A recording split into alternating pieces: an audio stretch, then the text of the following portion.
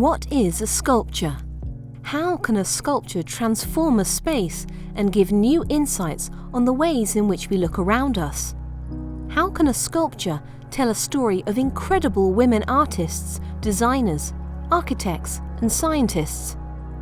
Sequences, Inversions and Permutations is the first exhibition in the renovated space of St. Luke's Church by artist Leonor Antunes, and the project offers answers to all these questions.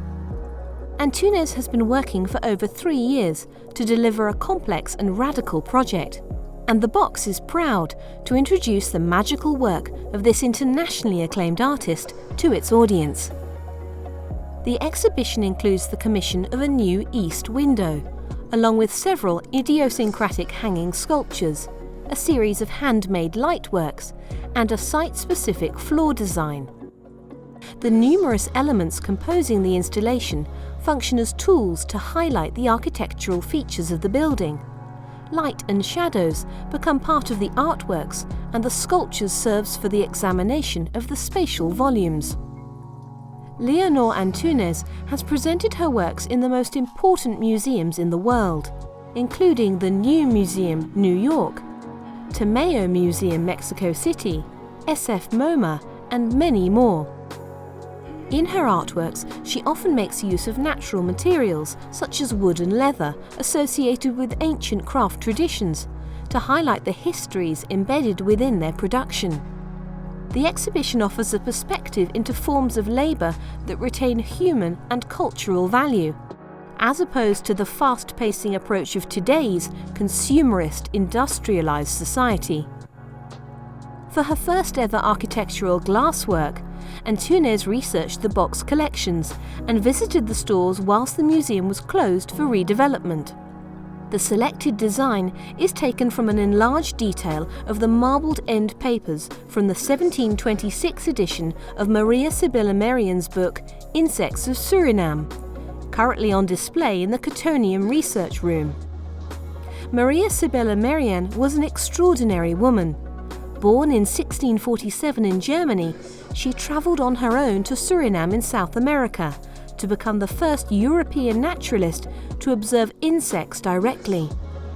With her choice of design, Antunes highlights the contrast between the books in the Cottonian collection, which are usually enclosed in cabinets, and the act of zooming in and enlarging the pattern of the end papers, eventually transforming the design into a device for filtering light.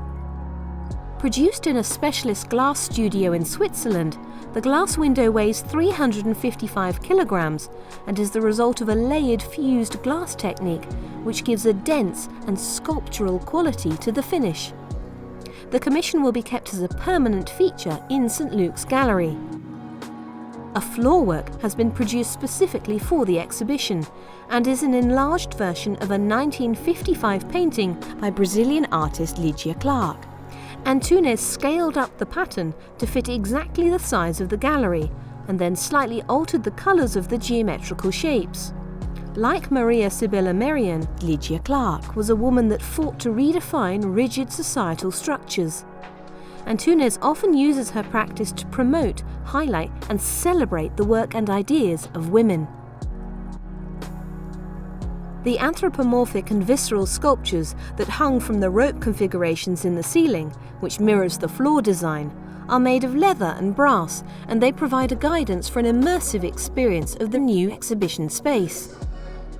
The gallery is exclusively lit with handmade glass lamps produced in Murano, Italy, and then assembled in the artist's studio. They each have been measured and configured according to the dimensions of St. Luke's Church. Each lamp is constructed to replicate a modular design by Italian architect Agla Trincanato. The first woman to become an architect at IUAV, Venice, in 1938, she was the director of the Palazzo Ducali for many years. The series of white structures all around the perimeter of the gallery space are also taken from one of Trincanato's designs that she used to divide the museum space. These simple structures offer the opportunity to see the artworks from specific points only, avoiding a direct and whole vision and instead adding optical complexity.